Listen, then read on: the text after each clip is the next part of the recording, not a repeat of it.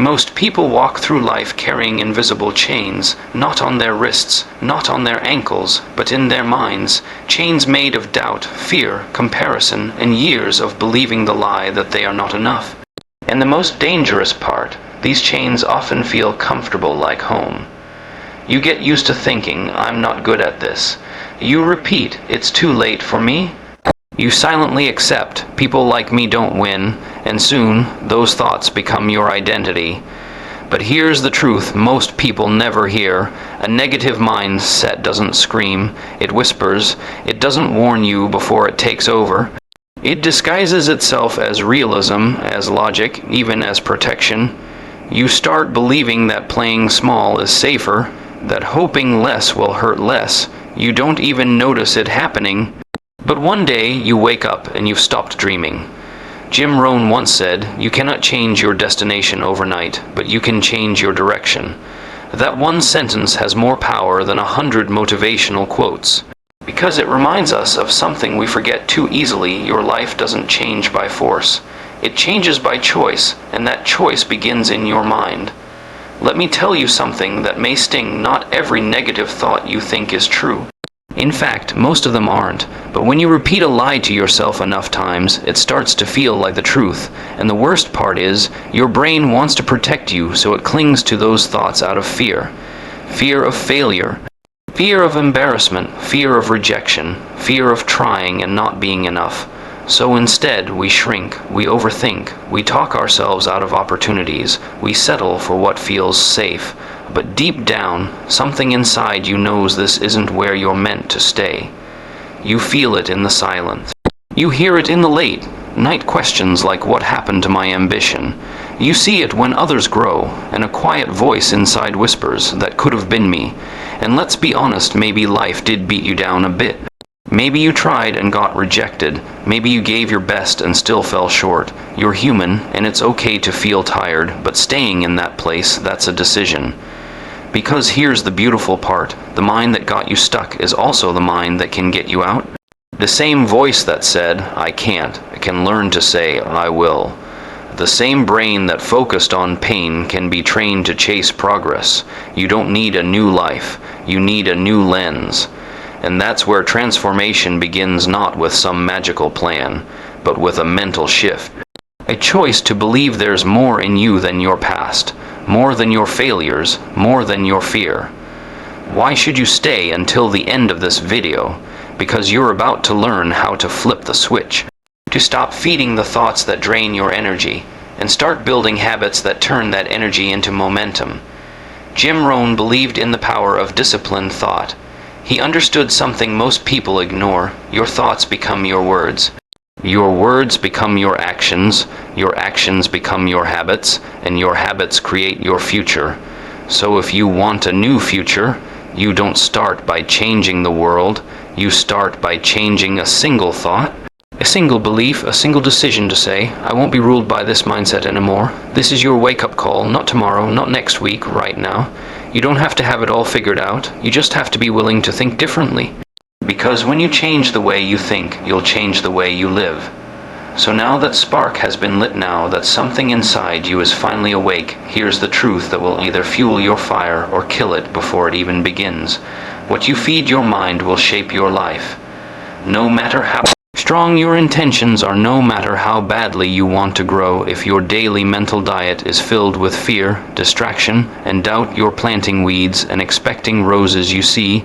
Your mind is like soil, it doesn't care what you plant, it will grow, whatever you repeatedly, so if you fill it with negativity, complaints, comparison, and noise, that's exactly what will grow, and it won't just stay in your mind, it will spill into your actions, your relationships, your habits, your entire future. But if you start feeding it truth, discipline, wisdom, and vision, everything begins to shift. You can't think like a victim and live like a leader. You can't consume failure all day and expect confidence to grow. That's why Jim Rohn warned us clearly, stand guard at the door of your mind. Not once a year, not just when things get bad, but every day ask yourself, who are you listening to? What are you watching? What kind of conversations are you tolerating? What are you repeating to yourself when no one is around? Because all of it, every bit of it, is shaping your mind. Said the truth is, most people don't even realize how distracted they are. They're constantly scrolling, switching, consuming, never pausing, never questioning, just reacting, and in the process, their vision blurs, their goals fade, their energy dies slowly. Silently, you cannot afford to let just anything enter your mind. Because your thoughts determine your direction. You are not a machine, you're a masterpiece in progress. And if you want to think at a higher level, you need to feed your mind something higher. Start simple, replace 10 minutes of noise with 10 minutes of growth. Put your phone down and pick a book up. Listen to voices that challenge you to rise, not sink. Spend time around people who make you uncomfortable in the best way, people who don't let you stay stuck in self. Pity people who remind you that discipline is a form of love. The world isn't short of motivation, it's short of consistency, it's short of people who are willing to disconnect from chaos long enough to reconnect with clarity. And that's your power, your ability to choose what enters your mental space. Jim Rohn often said, "Don't just let the day happen to you. Plan your day, protect your mind, build your life on purpose." This is not about being perfect, this is about becoming intentional, because the more deliberate you are with your inputs, the stronger your output becomes. Confidence grows, clarity returns, energy increases, and that once dormant part of you, the part that was buried under doubt and distraction, starts coming back to life. You don't need to wait for motivation to strike, you need to create the conditions for it to grow. It starts with the simplest choices, what you allow in and what you push out. It's not about cutting off the world, it's about filtering it with purpose. Your future depends on what you do when no one's watching, what you read, what you hear, what you repeat in your own head. That's where the battle is won, not in front of the crowd, not when you post about it, but when you quietly choose growth over comfort, discipline over distraction, silence over noise, because you're not just feeding your mind, you're forming your future. And when you understand that truth, you stop chasing inspiration, you start building it, one decision, one input, one moment at a time. And it all begins when you decide once and for all to guard the gate to your mind, like your life depends on it, because it does. Would you like me to continue the next section with the same style and emotional power? You've taken control of your input, you've started feeding your mind what it truly needs, but now comes the part most people skip. The part where change begins to move from thoughts to action, because no matter how inspired you feel, if that energy isn't turned into motion, it fades fast. The biggest lie your mind tells you is that you need to wait until you feel ready, that you need to feel confident before you begin, that clarity must come first. But the truth, clarity is built through movement. Confidence is built through action. You don't wait for motivation to take action, you act your way into motivation. This is where the concept of small wins becomes life-changing. When you're stuck in a negative mindset, everything feels overwhelming. The goals feel too big, the mountain too steep. So instead of climbing, most people sit at the bottom, staring up, repeating all the reasons why they can't do it. But Jim Rohn taught something simple, powerful, and true success is nothing more than a few simple disciplines practiced every day. You don't need to do everything, you just need to do something, something small, something consistent. One small promise kept to yourself can start rebuilding the trust you lost. One tiny task completed can silence the voice that says you're lazy. One disciplined choice can change the direction of your entire day. Because here's what most people don't realize: momentum is emotional. When you finish something, even something tiny, your brain releases dopamine, a small burst of reward, and that feeling creates desire for more. That's momentum. That's what pulls you out of a negative spiral and into a cycle of progress. Make your bed, send that email, go for a 10-minute walk. Drink a glass of water instead of grabbing your phone. It's not about the task, it's about what that task represents. A win, a spark, a decision to show up when the old you would have made another excuse. Discipline doesn't require talent. It requires intention, and every small win is a message to your subconscious. We're moving now. We're not who we used to be. But here's the trap: when people don't see instant results, they stop. They think the small things don't matter. But that's because they haven't stuck around long enough to feel the compound effect. The power isn't in the action, it's in the repetition. Small wins done daily are what turn into unstoppable momentum. You start to feel different. You hold your head higher. You walk into a room and you don't shrink, because you know you're building something real, not just wishing, not just dreaming, but doing. And that shift, that transformation, begins not with a breakthrough, but with a small victory. A choice to break your own pattern. Jim Rohn said, "Discipline is the bridge between goals and accomplishment. So build that bridge one step at a time. You don't have to be the fastest. You don't have to be perfect. You just have to refuse to stop. Because even when it doesn't look like it's working, it's working. Even when no one claps for you, the work is building your future silently. And one day, you'll look up and realize you're no longer fighting to stay out of negativity. You're running with momentum, pulled forward by discipline and belief. Let this be the season where you stop overthinking and start doing. Where you stop measuring how far you have to go and start honoring every step forward, because progress, no matter how small, is the loudest response to doubt, and the best part, you control it. Every small win is a declaration: I am not stuck. I am not weak. I am not done. I am moving. And movement is the cure for a stagnant life. You're moving now, even if the steps are small, even if they're quiet. Something has shifted inside you, and once momentum begins, the next battle is even deeper. It's not just about action anymore. It's about the way you speak to yourself when no one's watching. Because the loudest voice you'll ever hear isn't the world's, it's your own. And for too many people, that voice has turned cruel. It criticizes every move. It questions every goal. It remembers every failure and forgets every win. It whispers, you'll never make it. It says, you're not enough. And the worst part, you start to believe it. But here's the truth: you were not born with that voice. You learned it. Somewhere along the way, someone made you feel small. Some experience told you that effort doesn't matter. Some failure convinced you to lower your expectations. But that voice, that script, it isn't yours, and just like it was learned, it can be unlearned. Jim Rohn said, "The walls we build around us to keep sadness out also keep out joy." That applies to how we talk to ourselves too. You built walls to protect yourself from failure, but you ended up blocking confidence. You silenced your dreams so no one could laugh at you, but now you can't hear your own potential.